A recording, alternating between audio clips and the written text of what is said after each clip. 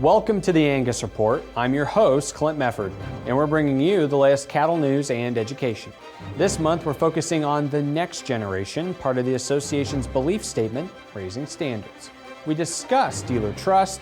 International exports continue to be a valuable market for U.S. beef producers.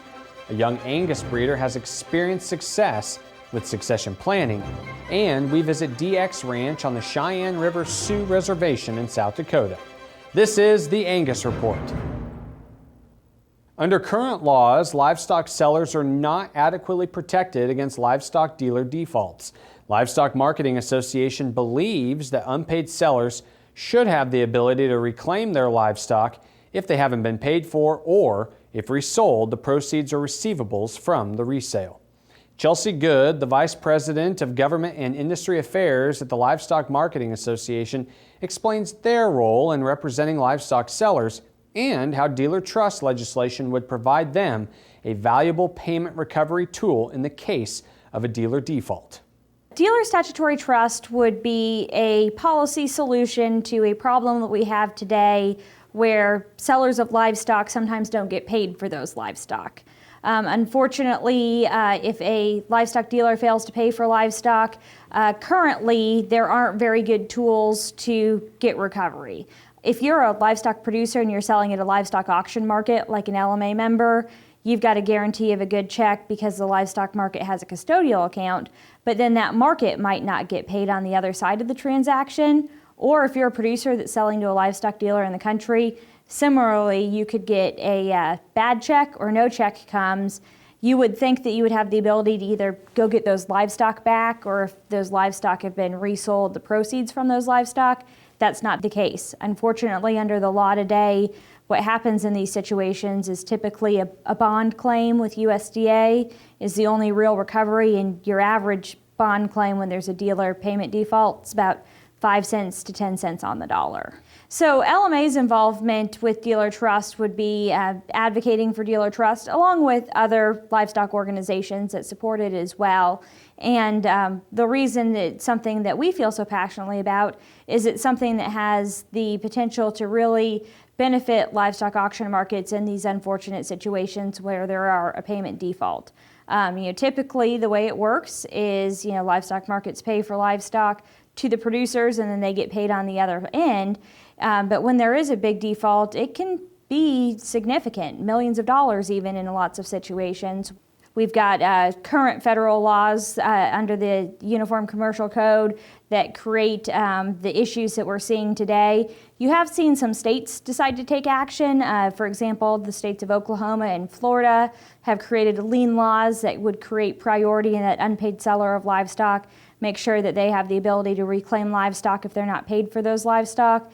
The challenges with those state laws, though, is oftentimes in the cattle industry, you've got buyers and sellers in different states. And so that's why a uniform federal solution really is needed. In the 2018 Farm Bill, there was a directive for USDA to do a feasibility study on dealer statutory trust.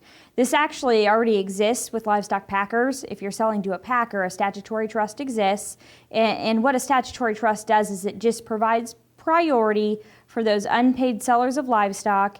It gives unpaid sellers of livestock the ability to either reclaim the livestock, or if the livestock have been resold, the proceeds or receivables from those livestock. So right now, USDA is doing a feasibility study, figuring out if this is something that would also fit well in the dealer space.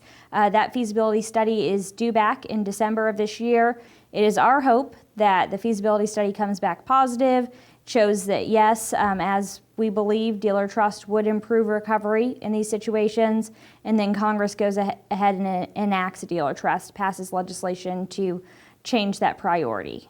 At LMA, we believe that the current laws that relates to livestock sales is not fair, and we think that dealer trust is a good way that it would give unpaid sellers priority in livestock that haven't been paid for. We think that shift in priority is the right thing to do and look forward to working with USDA and Congress in pursuit of that goal. The USDA is requesting public feedback on dealer statutory trust. LMA encourages its members to submit comments on or before June 24th. Comments can be submitted online at federalregister.gov. Visit lmaweb.com for up-to-date information on dealer trust legislation. Stay tuned. We'll be back with more Angus Report after a break.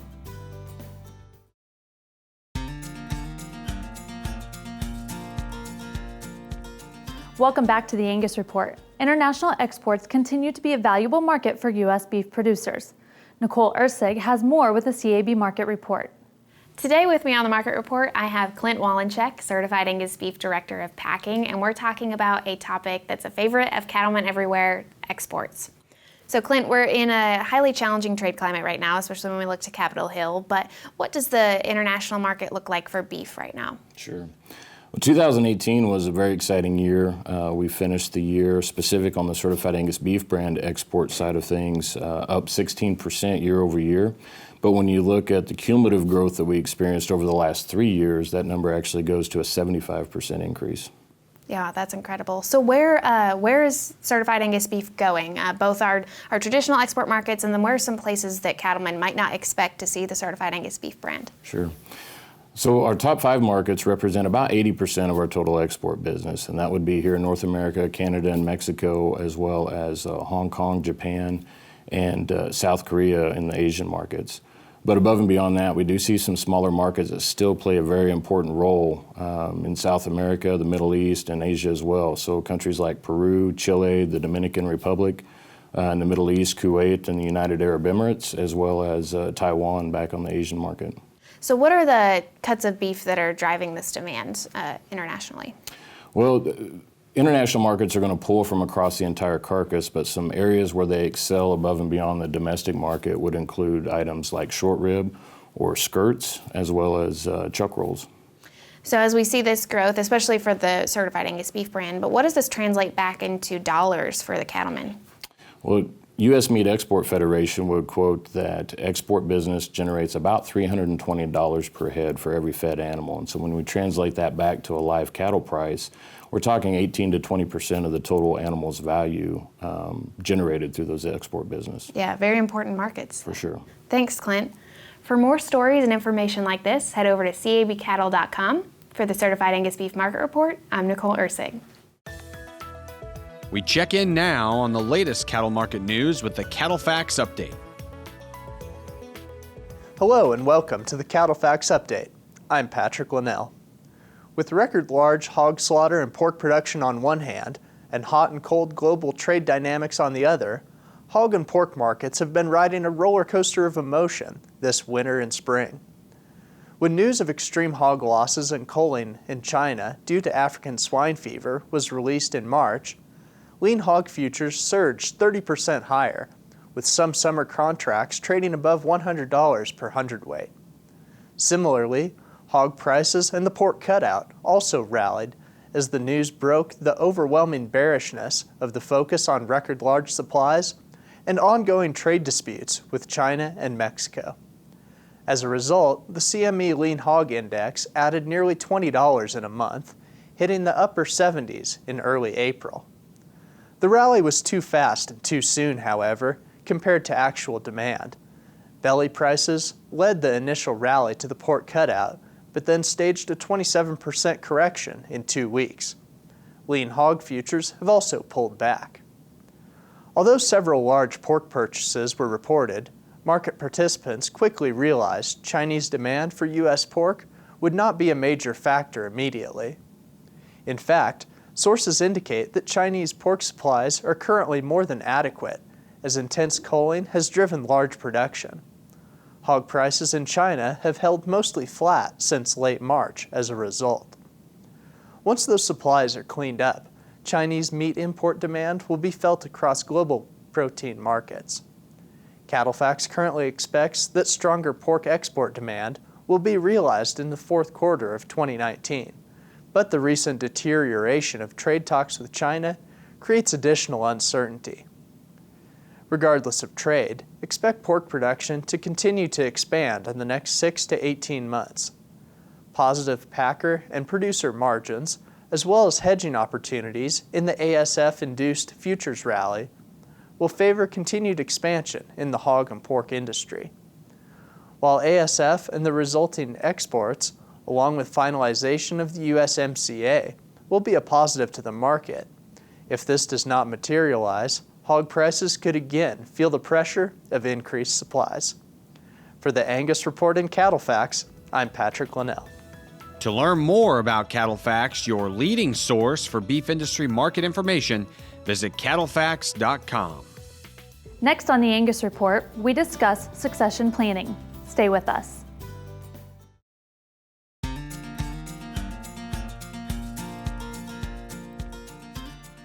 Paige Pratt and her husband own and operate Pratt Cattle Company, a registered Angus operation in Southwest Virginia, along with her husband's parents. Through personal experience, Pratt has gained an understanding and appreciation for farm and ranch succession planning. She now uses her story to help other families in agriculture understand the importance of working together to facilitate smooth transition of assets to the next generation and ultimately ensure the continuing legacies of those farms and ranches. Our start with succession planning really began when my husband and I married and decided that we wanted to purchase the cow herd and equipment from his parents, and then we took out a long-term lease on the land to be able to run our cows. That was kind of the start of the process in which the purchase began the process of shifting the cow herd and equipment to Jason and I, and then from there we worked with his family to try to purchase some of the land that we would utilize for bull development and wanted to make some changes on. We talked with his parents about succession planning, and around the same time my parents were actually going through succession planning and had hired a facilitator to facilitate their farm family transition. My family is a commercial cow-calf operation and stocker operation in the Flint Hills of Kansas, and so through that process my dad contacted us and wanted to know if we wanted to be a part of the operation in Kansas. My husband and I ultimately decided that we wanted to be part of an operation that wanted to talk about the future. They wanted to plan for the future, and Jason's parents just weren't at that point yet. And not everybody gets to that point at the same time, and so there's a farm succession planner that we had heard along the way. Her name is Jolene Brown. Jolene always said, if they don't want to make plans, you need to walk away. So we did. We took our cow herd and equipment and we moved to Kansas and started farming with my family in Kansas. We formed an LLC and went through all the good, the bad, and the ugly of a farm transition, discussing buy-sell agreements, including divorce, death, and disability, and what would happen in each of those instances. Through that process, we had some changes in Kansas, and one was a loss of a large lease in which we were going to have to dry lot a large percentage of our cow herd, and we knew that we didn't want to do that, especially to our registered cows, and so Jason's parents saw an opportunity, I think, to be able to have that discussion again regarding farm transitions in Virginia. And ultimately, we decided that it was best for our cow herd to move back to Virginia and farm there. So we moved our cow herd back after 2.5 years of being in Kansas. We moved back to Virginia. We're extremely lucky because our family ties are still strong in Kansas, and our family ties are still strong in Virginia. And quite frankly, that was really important to us in this transition process, was to be friends at the end of the day, even though we weren't business partners. The most important thing that I talk about with families is, number one, you have got to get started. You can't plan anything if you don't pick up the phone and call a transition facilitator or a mediation service that you know, and not being afraid to be able to spend a little bit of money, because when you spend a little bit of money planning for the future, it will pay dividends to the next generation when they don't have to have attorneys decide for them what they get and judges decide for them what they get. All of those fees will far outweigh what you spend setting it up on the front end. Secondly, communicate. Now, farmers really think they're good at this, and I can tell you we all are terrible at it, and we all have to be able to do a better job of communicating. And so communicating not only your expectations for what that next generation needs to do, but also communicate on a weekly basis with all of the folks who are involved in the management of the operation. And so you have to communicate way more than you think you should in order for everyone to feel comfortable and be bought into what is happening.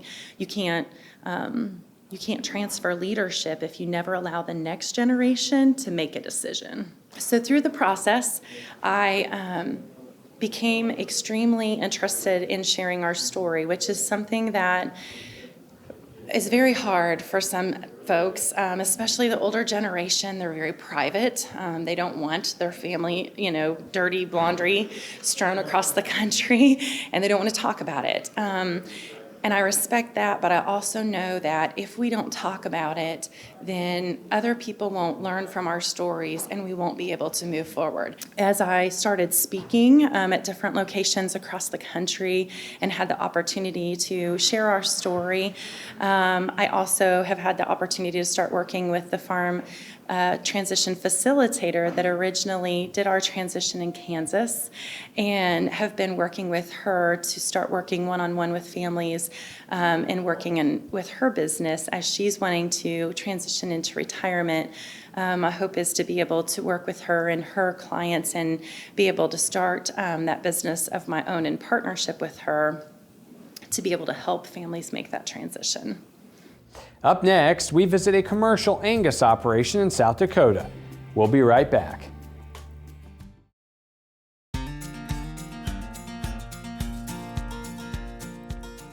Welcome back to the Angus Report. Kelsey Duchenow is a fourth-generation rancher on her family's cow-calf operation in north central South Dakota. Her family's operation, DX Ranch, is located on the 3 million acre Cheyenne River Sioux Reservation and stocks about 280 head of commercial cows.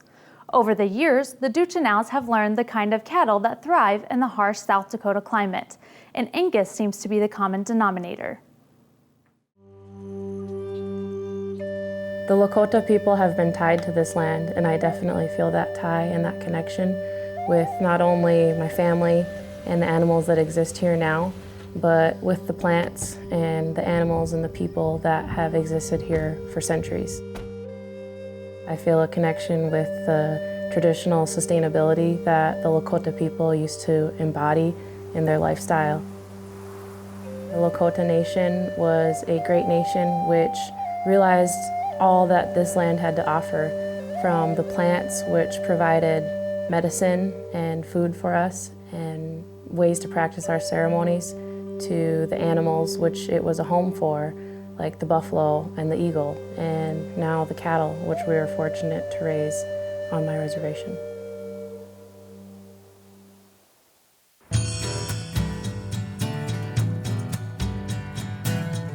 In the northern Great Plains where we live, one thing that we have a lot of is grass.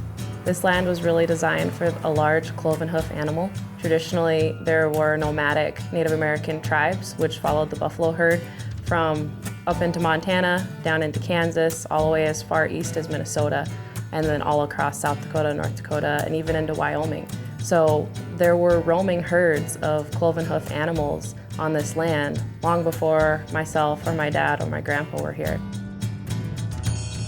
Sometimes the similarities of managing a cattle herd and the roaming bison herds are lost, but we really try to capture that in how we manage our pastures, how we manage our grass, and how we let the cattle graze. We try to keep them in a herd as much as possible and reinstill that herd instinct so that they can impact the ecosystem the way it was designed to be impacted. And then we also monitor our pasture utilization so that the cattle mimic the moving buffalo herd, and certain lands are given rest and certain are given pressure at the right times depending on the plant community. Our cattle herd is really selected for calving ease, and we really look for a good solid disposition in our cows. My dad has really allowed me to take part in the management decisions that him and his brother have made about our cattle herd. And I think it really has allowed me to grow as a horseman, as a cattleman, and as a young lady that is confident in being able to go out and do whatever it is that my passion drives me to doing. For me, being a fourth generation rancher is getting to know the first and second and third and fourth generation that's been here just by knowing the land. Whenever I feel lonesome for my grandpa, I can just ride across the prairie and it's like he's right there with me. My grandfather's pride and joy that he left behind was in our horse herd. He also bred our horses for disposition first. That really has been a highlight to ranching in South Dakota, is getting to utilize that horse herd that he left behind as part of his legacy. One of the most prominent lessons that stands out from my grandfather was that, family first. And our family isn't just those that we're related to, it's everybody. And our Lakota culture teaches us that, really everything is connected, from the inanimate objects like the rock and the soil to the animals that we get to raise to utilize those resources to us. And our job as ranchers in the Great Plains is to not mess that up. The Lakota tradition is really to care for everybody. That originally may have been foraging for foods and sharing your bounty with those that are less fortunate. For us now, we get to bring people together over our beef. Our management influences everything that is involved in this circle of life. It really does hold true to the cultural aspect of us raising our cattle here. We live on the Cheyenne River Sioux Indian Reservation, which is one of many food deserts across Indian country. We have thousands of people that have to drive over an hour to get to any form of fresh produce or a grocery store or even a convenience store in some locations. The quality of Angus beef can help to fill the gaps that are currently still existing in our food system, and that's why I feel my job is so important. Being a cattle producer, it's knowing that 30 miles away there are kids that face hunger, there are kids that face not having a meal on their plate tonight. I believe that the current barriers which exist that have prevented economic development on the Cheyenne River Sioux Indian Reservation can be broken down through enhancing our agricultural industry. And I think it is incredibly important to get our youth engaged in that agricultural industry, to show them that the wide open spaces out here aren't just the middle of nowhere. There's grass growing there, and that grass can be utilized, and it can raise some of the best beef in the country. And there's room for a career there.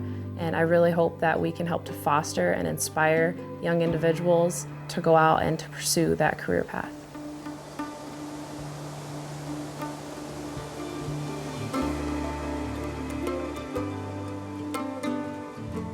I've learned over the years that this land has a really cool story to tell us. From riding up onto the top of Scatter Butte and seeing where my grandpa used to ride as a young child, to find his cattle herd over a vast 50-mile area with no fences, to down by the river where our tribal community used to be before Lake Oahe was dammed. To me, there's a really unique story that can be told on this land, and right now we're able to tell that with beef. And that's a wrap for this week's Angus Report. Tune in next week for industry-leading news and education. And be sure to subscribe to our YouTube channel, Angus TV, for more highlights from the association. We'll see you soon.